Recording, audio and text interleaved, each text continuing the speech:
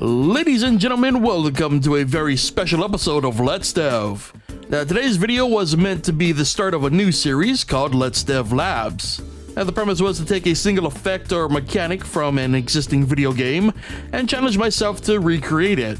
And what made this series different from the current Let's Dev format was mainly two things. Each episode would document the entire journey from start to finish, and it would bring back the original live commentary style for the coding process. However, as you're going to see, these two features made the production way more difficult than anticipated.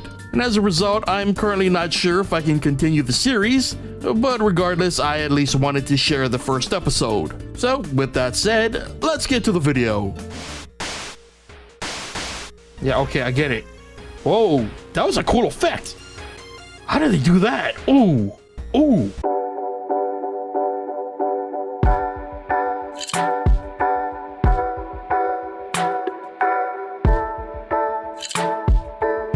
Alright, so this is the effect we are going for. Mr. Glitch Man over here, Magician Glitched. It seems to be jumping through a sequence of images, which is interesting because I thought it would be much more random, but that leaves us with some possible ways that they did this. So either this is a canned animation in which it was purposely animated this way, which I don't know, I feel like that is far too inefficient of a way to approach this. Now, I wouldn't be surprised if this is also a shader, but I'm not good with shaders. After mulling it over, I think there's only one way that we can accomplish something similar to this. I think the best way I can describe this is we want to go for like a controlled chaos. Honestly, I'm not a big fan of because I feel like, you know, glitches are random. You know, glitches shouldn't be sequenced. Maybe that's just me. For episode 1, I'm just gonna jot down my thoughts in paint. It's just much more efficient that way. So let's go ahead and talk about what we're going to try and accomplish here. So in GameMaker, there is an actual function that will probably do a lot of the heavy lifting for us, and it is called Draw Sprite Part. It basically draws a sprite the way that you would normally draw a sprite in GameMaker, but as you can see through the list of arguments, that it gives you a lot more control over what you display. So I think this is probably pretty obvious. Which we're going to do is we're going to get a sprite. This is our sprite. It's Shadow Man with a cap. And I think what we're going to do is we're going to use Draw Sprite Part to draw parts of the sprite, but we're going to offset them and we're going to put them in different places. And then we'll make another sprite, which is a happy face. Oh my god, it's a spooky happy face. And then, you know, you take a little piece of that and it's like that, and okay, you get the idea. You get the idea what we're going for. So we're going to take parts of sprites and layer them in different positions so that they're all out of whack, so that they look a lot like they do in World of Horror. Now, if we want to do a sequence, then we probably have to do something like we have to implement like a DS list, then draw a sprite based on those coordinates and all of that data. We'll just shove all that data into a DS list. I don't know, maybe we'll use a nested array, or maybe we'll use a struct. I don't know. And that's pretty much what we're going to try and do and hope that it works out, because this is the only way that I think that we could recreate this effect, and I think it's going to work out. Man, I just looked at how long it took me to explain that, and I could have just explained it in like 5 seconds. We put sprite on sprite, then we move pieces of sprite to other places, and we use other sprites on top of the sprite to make it look glitchy. Alright, so that's the plan. Let's see if it works. Here we are, 4 to 5 months later. No joke. I mean, seriously, I recorded the bit that you just saw like in December of 2020, so it's been that long. So if you'll give me a second, I need to recalibrate myself, if you will. Okay, I remember what I did. Okay, so yeah, instead of drawing sprites from scratch, I took some sprites from Doki Doki Literature Club and broke them down into monochrome, the monochrome style. And just for spooks, I also took one of my favorite character designs from a Junji Ito story. Alright, so I already set up a scene. Okay, good. It's obviously not a one-to-one to World of Horror, but it should do.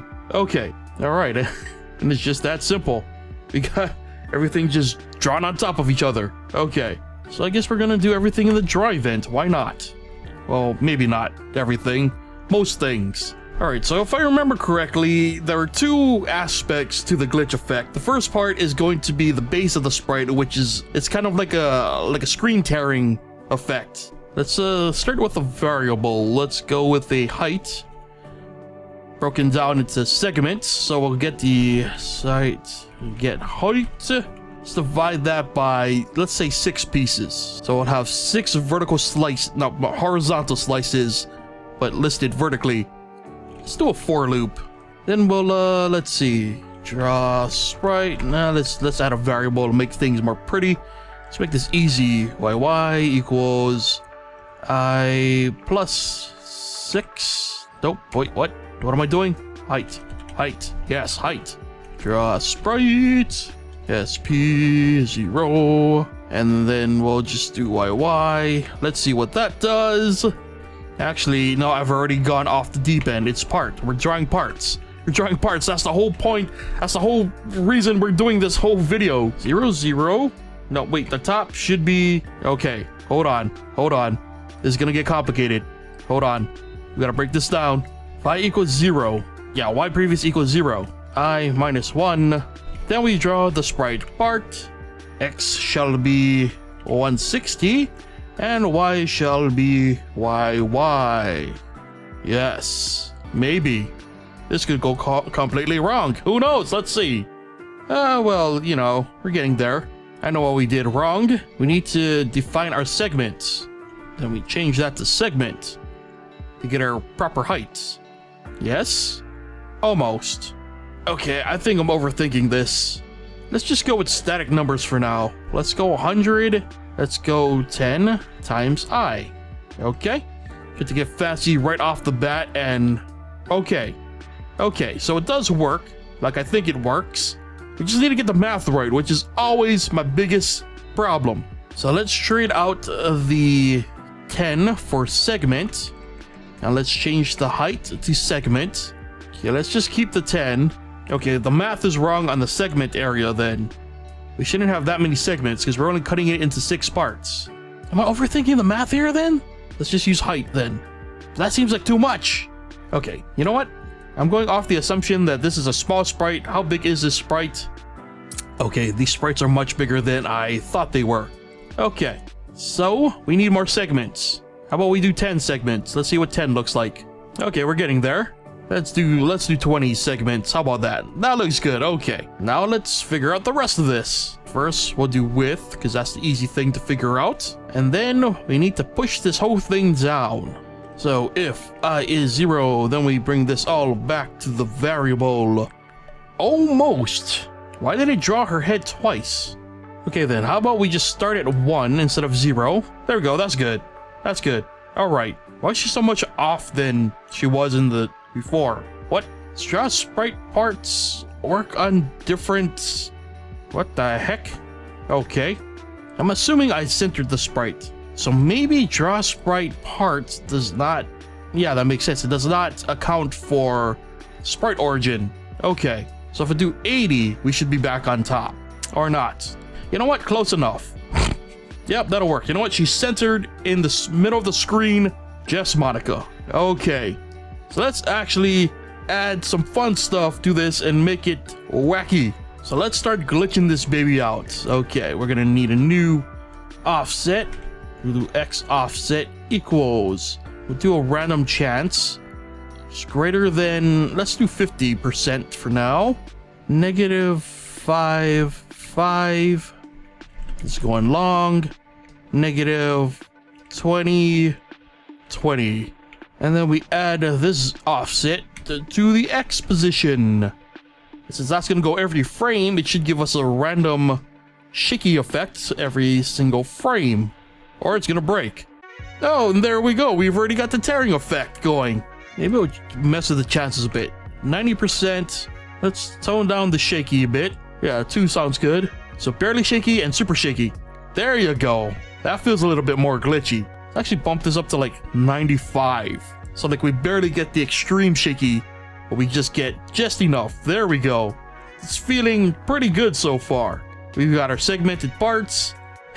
And Monica is freaking out at certain points. It's looking good. All right, let's add even more insanity to this. Equals random image number. Then go trade out the sub image for our new random chance. Well, now it's just looking more like a ghost because the other sprites aren't necessarily lined up properly, but you can kind of get a hint of the other images, the other indexes in the sprite. Doesn't necessarily work out the way that I thought it would, but it's fine. It was a nice experiment. So we'll just leave that as that. The basics of the first layer are done.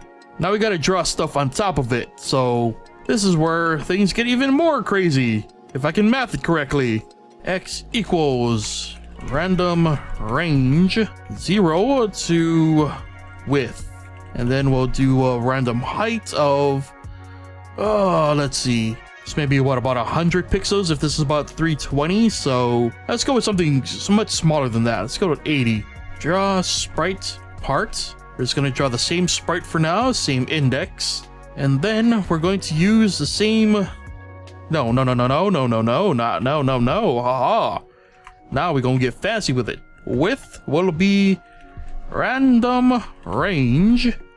Let's start with either 10 up to maybe 30 pixels. We'll do that.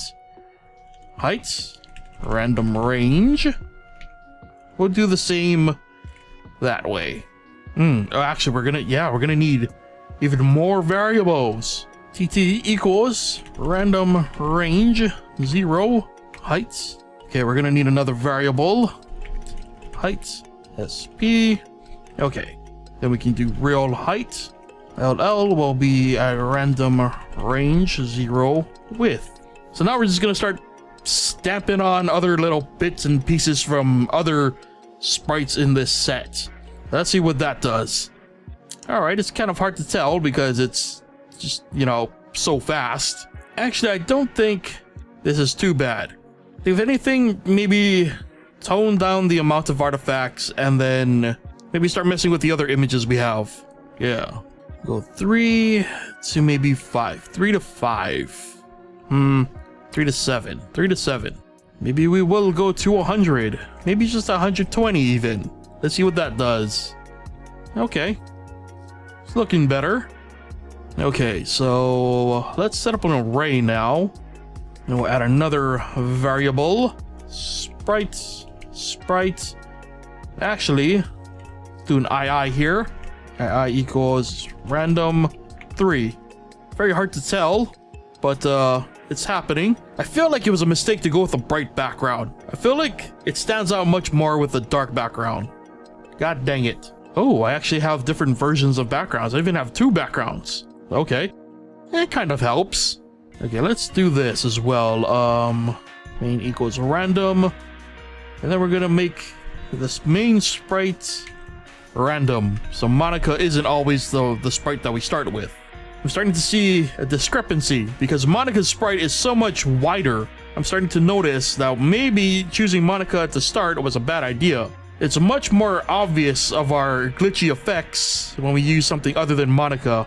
Okay, so let's pull in that sprite a bit. Let's do a 40 there and an 80 there. There you go. That's feeling more like a glitch. Other characters, it should be much more prominent. There you go. All right, that's looking good. Okay, so we're gonna do another repeat. We're gonna go for a third layer. What? We're going crazy.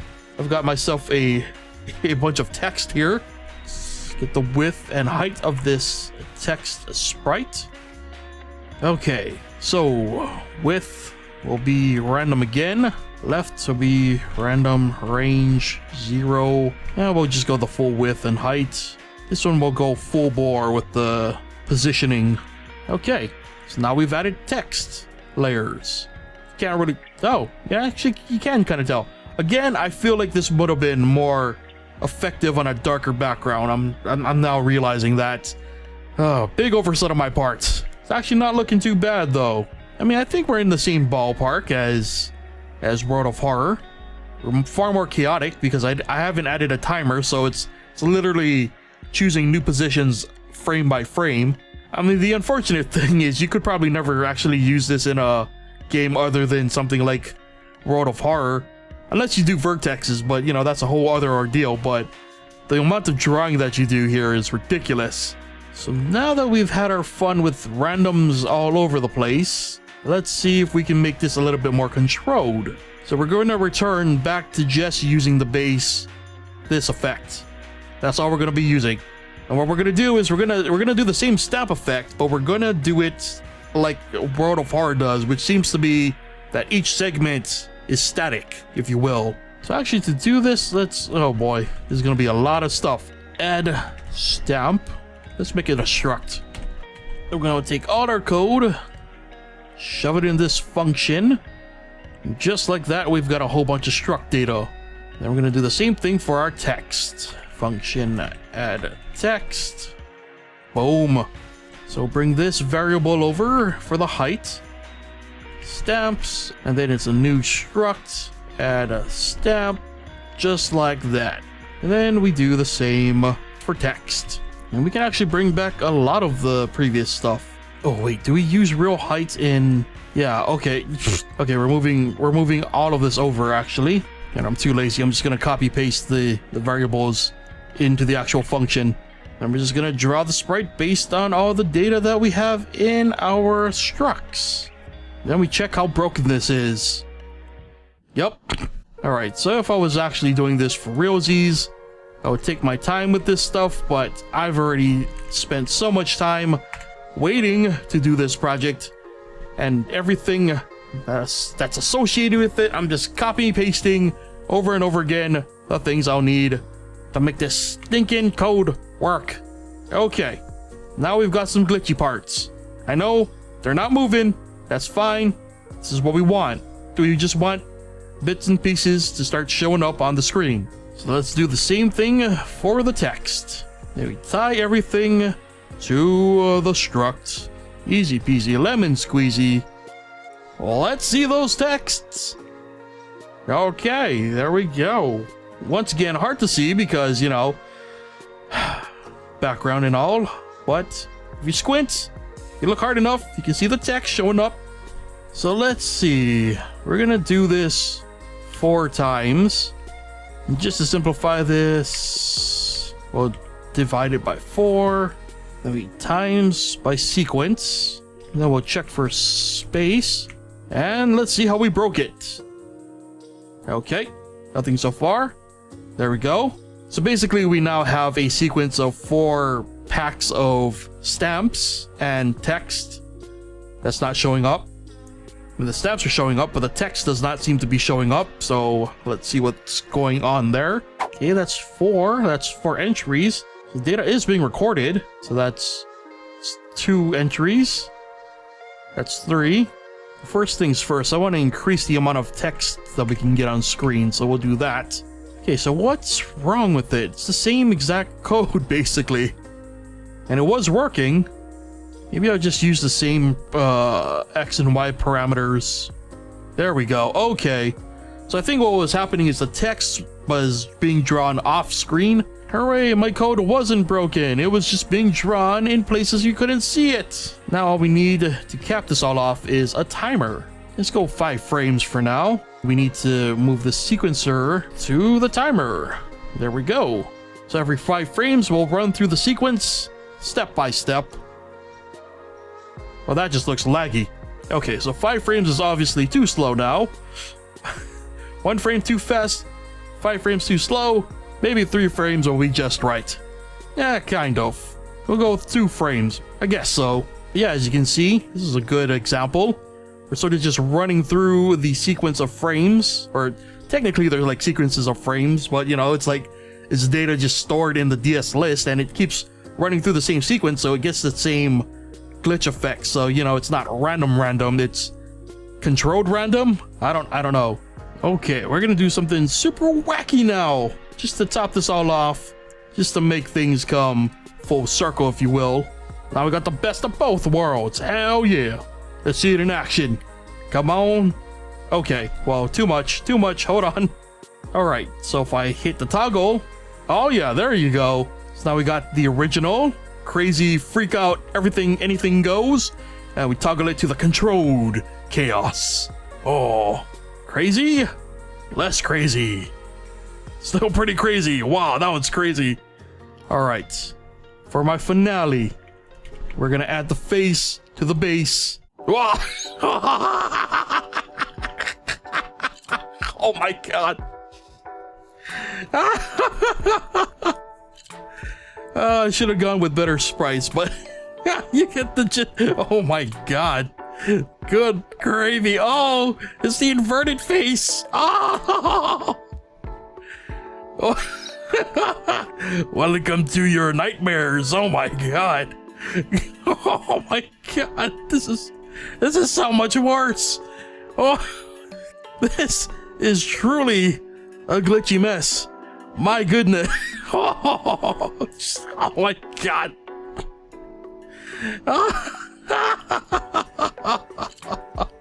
We can actually even go further. Oh.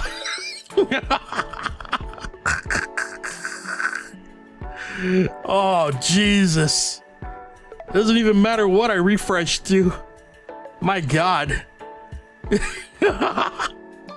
That is truly glitchy. Oh my goodness. Wow. Oh my goodness, look at that one. Wow. Good gravy.